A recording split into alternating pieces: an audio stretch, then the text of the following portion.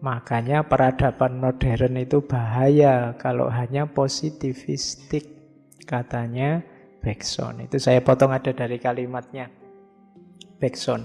Untungnya, katanya Bergson, ada beberapa orang yang terlahir dengan sistem kekebalan spiritual. Itu kalimatnya ya. Ada orang yang mungkin pernah diimunisasi spiritualitas. Ya, yang cepat atau lambat akan menolak pandangan dunia ilusif yang dijejalkan sejak lahir melalui pengkondisian sosial. Mereka mulai merasa bahwa ada yang salah dan mulai mencari jawaban. Pengetahuan internal dan pengalaman eksternal yang kacau menunjukkan kepada mereka sisi lain realitas yang tidak terlihat orang lain. Lalu mereka memulai perjalanan menuju pencerahan. Setiap langkah dari perjalanan ini dilakukan dengan mengikuti kata hati dan bukannya mengikuti kerumunan. Lalu mengutamakan jalan pengetahuan dibanding nyamannya ketidaktahuan. Itu di sini banyak keyword.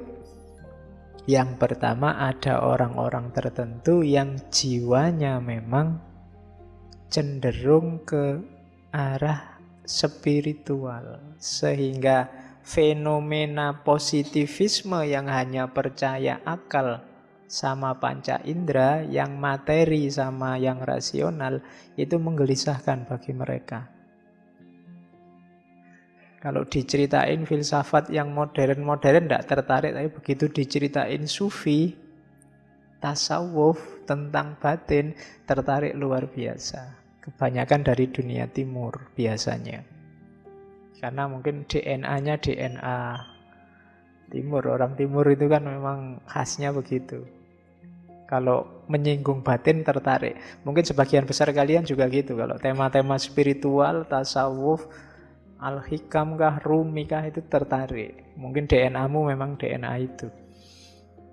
Nah, di barat juga ada, cuma tidak banyak. Makanya katanya Bergson, ada orang-orang yang memang punya kualifikasi, punya kekebalan spiritual. Jadi diserang dengan yang duniawi dia tidak tertarik. Orang-orang ini nanti yang merintis jalan menuju pencerahan. Orang-orang ini cirinya apa? Yang pertama, mengikuti suara hatinya. Itu nanti yang disebut intuisi. Kata hatinya. Saya tidak tahu kalian memahami kata hati itu seperti apa. Itu nanti dibedakan dengan kata akal. Jadi ikuti suara hatimu, kamu sebenarnya sudah ngerti. Dijelaskannya agak susah, makanya nanti intuisi itu penjelasannya harus agak panjang lebar. Dan tidak mengikuti kerumunan. Kerumunan yang manapun, apakah kerumunan 01 apa kerumunan 02. Jadi punya prinsip, punya pendirian. Entah pendiriannya ada di mana, tapi itu hasil pencariannya sendiri. Jadi bukan mengikuti kerumunan, mengikuti kata hati, mengutamakan pengetahuan, bukan kenyamanan. Karena jalan pengetahuan itu kadang-kadang tidak nyaman. Banyak kebenaran yang mengagetkan, banyak kebenaran yang kita enggan menerimanya karena tidak cocok sama mau kita. Memang jalan pencerahan itu agak menyakitkan. Dulu Buddha itu mengejar pencerahan kan sengsara sekali. Nabi Muhammad juga di Gua Hiro harus uzlah, meninggalkan keluarga, meninggalkan masyarakat. Jadi memang di antara jalannya untuk pencerahan itu harus menjauh sebentar dari kerumunan. Kenapa orang butuh menjauh? Sering saya bilang, karena orang yang ada di dalam sangat terlibat, biasanya susah objektif. Bukan berarti tidak bisa objektif, tapi susah objektif karena dia muter di situ, bulet di situ. Tembok itu, kalau wajahmu nempel di tembok, kamu tidak tahu dia warnanya hijau apa putih. Kalau nggak percaya, kamu coba. Untuk tahu dia hijau atau putih, menjauh sedikit. Jangan terlibat di situ. Kalau kamu ada di situ terus, kamu tidak jelas iki warnanya apa. Nah, itu gunanya menjauh sebentar dari kerumunan dilakukan dulu para sufi, para spiritual. Karena kalau sudah masuk di situ pasti kamu terlibat di situ, susah objektif. Jangankan tembok, cantik aja kan taunya harus ada jarak.